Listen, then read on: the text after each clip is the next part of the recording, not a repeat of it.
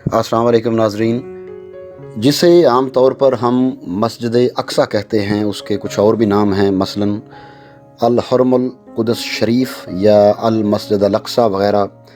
ये तरीही मस्जिद फ़लस्तीन के शहर यरूशलेम यानी मकबूजा बैतुल मक़दस में वाक़या है, जो आजकल गासिब सहूनी रियासत इसराइल के कब्ज़े में है। ये मस्जिद मुसलमानों का क़िबला अव्वल है। नबी सल्लल्लाहु अलैहि वसल्लम और सहाबा कराम ने तकरीबन 16 या 17 महीने हिजरत के बाद भी मस्जिद अक्सा की तरफ रुख करके नमाज़ें अदा की हैं। इसके अलावा शरई तौर पर अहमियत व फ़जीलत के एतबार से मस्जिदुल हराम और मस्जिद नबवी के बाद मस्जिद अक्सा का मुकाम व मर्तबा है। कुरान और हदीस में मुख्तलिफ़ जगहों पर इस मुबारक मस्जिद का ज़िक्र आया है। इस मस्जिद के इर्द गिर्द की जगहों पर बरकत वाली जगहें कहा गया है, लेकिन आज की वीडियो जहां उसकी तारीख़ के बारे में है, वहीं पर एक अहम खबर भी हम आपके सामने पेश करने जा रहे हैं कि इसराइल का मस्जिद अक्सा का इंतज़ाम सऊदी अरब को देने पर गौर सामने आया है। इसराइली वज़ीर ख़ारजा के अरब अमारात के 2 रोज़ा दौरे पर मस्जिद अक्सा का इंतज़ाम सऊदी हुकूमत के हवाले करने पर बातचीत हुई है। दोस्तों, सवाल ये पैदा होता है कि गासिब इसराइली हुकूमत ने किस तरह ये गवारा किया कि एक मुसलमान मुल्क को मस्जिद अक्सा का इंतज़ाम दिया जाए।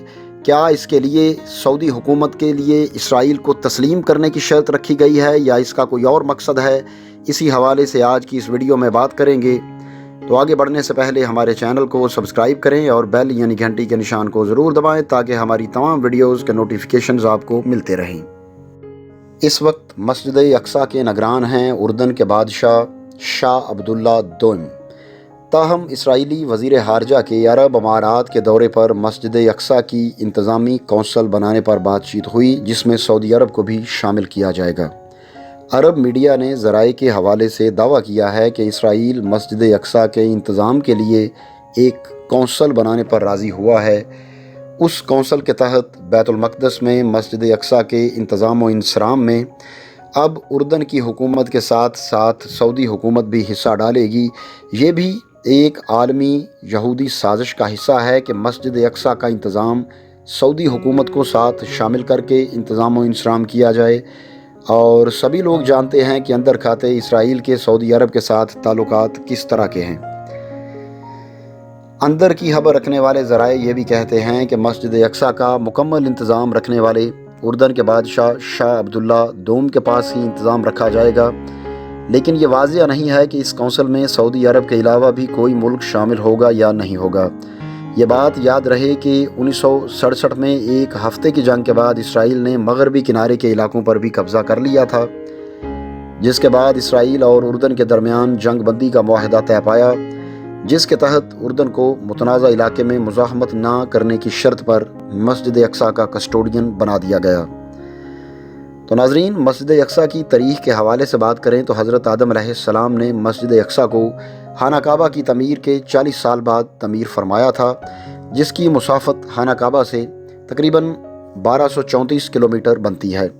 बाज़ मौरखीन का ख़याल है कि मस्जिद अक्सा हज़रत आदम अलैहिस्सलाम के ज़माने से हज़रत नूह अलैहिस्सलाम के ज़माने तक मुसलसल आबाद रही है, और हज़रत नूह अलैहिस्सलाम के ज़माने में आने वाले तूफ़ान नूह की वजह से वो भी मुनहदम हो गई थी। हज़रत ईसा की आमद से 3000 साल पहले इस शहर को कनान के लोगों ने, जो अरब से आकर यहाँ आबाद हुए थे, उन्होंने आबाद किया।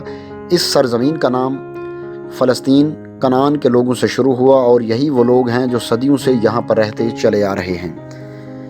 बाज़ मौरखीन का ये भी मानना है कि इन्हीं लोगों ने हज़रत इब्राहीम अलैहिस्सलाम के आने से पहले मस्जिद अक्सा की तमीर नौ की थी। हज़रत इब्राहीम अलैहिस्सलाम ने हज़रत इस्माईल अलैहिस्सलाम के साथ मिलकर खाना काबा और हज़रत इसहाक़ अलैहिस्सलाम के साथ मिलकर मस्जिद अक्सा की तमीर नौ की थी। हज़रत इसहाक़ अलैहिस्सलाम की औलाद में बाद में यहूदी और हज़रत इस्माईल अलैहिस्सलाम की औलाद आगे चलकर मुसलमान कहलाए। हज़रत इसहाक़ अलैहिस्सलाम ने अपनी ज़िंदगी में मस्जिद अक्सा का खूब ख्याल रखा था। आपका एक बेटा पैदा हुआ जो हज़रत यकूब अलैहिस्सलाम के नाम से जाना जाता है, जो ख़ुद भी पैगम्बर थे। हज़रत यकूब अलैहिस्सलाम के 13 बेटे थे, जिनमें से एक हज़रत यूसुफ़ अलैहिस्सलाम थे, जिन्हें पैगम्बरी के साथ साथ बाद में मिस्र की बादशाहत भी दी गई थी और ख्वाबों की तबीर का इल्म भी दिया गया था, और भी बहुत सारे फ़ज़ाइल बख्शे गए थे। وہ بہت ہی خوبصورت جوان تھے۔ اللہ تعالیٰ نے قرآن مجید میں ان کا قصہ کافی تفصیل کے ساتھ بیان کیا ہے، کیونکہ ہمارے لیے اس میں بہت سی سبق آموز چیزیں ہیں۔ حضرت یوسف علیہ السلام کے ہی زمانے سے حضرت یعقوب علیہ السلام اور ان کی اولاد یعنی بنی اسرائیل مصر آ کر آباد ہوئے۔ حضرت یوسف علیہ السلام کے چند 100 سال بعد اللہ تعالیٰ نے اپنے پیغمبر حضرت موسیٰ علیہ السلام کو مصر بھیجا۔ آپ کو حضرت یعقوب علیہ السلام کی اولاد کو بچانے اور ان کو ہدایت کی طرف بلانے کے لیے بھیجا گیا تھا۔ بنی اسرائیل حضرت موسیٰ علیہ السلام کے ساتھ مصر سے واپس فلسطین جانے کے لیے نکلے، اور یہ سفر حضرت یوشع بن نون علیہ السلام کی قیادت میں مکمل ہوا۔ اور یہی بات نہیں بلکہ حضرت داؤد علیہ السلام نے پھر سے مسجد اقصیٰ کی تعمیر شروع کروائی، جو کہ ایک کھنڈر بن چکی تھی۔ حضرت داؤد علیہ السلام اپنی وفات سے پہلے یہ کام مکمل نہ کر سکے اور وفات پا گئے۔ ان کے بیٹے حضرت سلیمان علیہ السلام نے اس کی تعمیر کو مکمل کیا، جو کہ خود بھی اللہ تعالیٰ کے پیغمبر تھے۔ پھر عراق کے بادشاہ بخت نصر نے 586 قبل مسیح میں یروشلم پر حملہ کیا اور اس تعمیر کی اینٹ سے اینٹ بجا دی۔ وہ یہودی عورتوں اور بچوں کو گرفتار کر کے بابل لے گیا اور یہودیوں کے مذہبی صحیفوں کو نظر آتش کر کے 1 لاکھ یہودیوں کو قیدی بنا لیا۔ پھر کچھ عرصے بعد بخت نصر کی حکومت کو زوال آ گیا اور ایران کے بادشاہ خورس نے بابل کو فتح کر کے تمام بنی اسرائیل کو یروشلم واپس جانے کی اجازت دے دی۔ حضرت زکریا علیہ السلام کے نام سے منسوب منبر آج بھی مسجد کے احاطے میں موجود ہے۔ حضرت عیسیٰ علیہ السلام اور ان سے متعلق بہت سے اہم مقامات بھی مسجد اقصیٰ کے ساتھ ہی موجود ہیں۔ جب حضرت عیسیٰ علیہ السلام کو آسمان پر اٹھایا گیا تو اس کے 70 سال گزر جانے کے بعد بھی مسجد اقصیٰ پر روم کے لوگوں نے حملہ کر کے بہت تباہی پھیلائی۔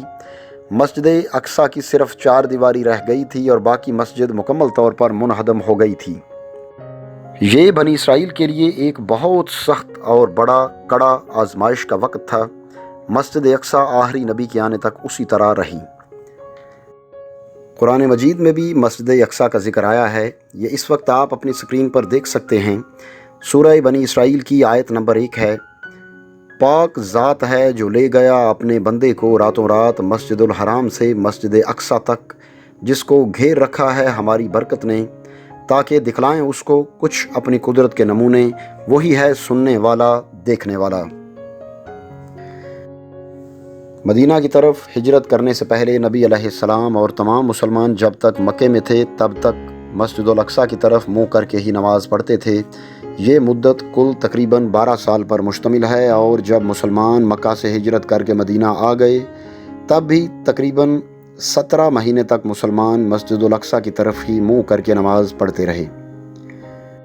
اس کے بعد اللہ تعالیٰ کا حکم نازل ہوا کہ اب آپ مسجد اقصیٰ کی بجائے مسجد الحرام کی طرف منہ کر کے نماز پڑھیں، اور اس قبلے کی تبدیلی کا بھی قرآن مجید میں ذکر آیا ہے۔ نبی صلی اللہ علیہ وآلہ وسلم کے وصال کے 6 سال بعد مسلمانوں کا لشکر مختلف ممالک کو فتح کرتا ہوا یروشلم تک پہنچ گیا۔ اس وقت وہاں پر عیسائیوں کی حکومت تھی۔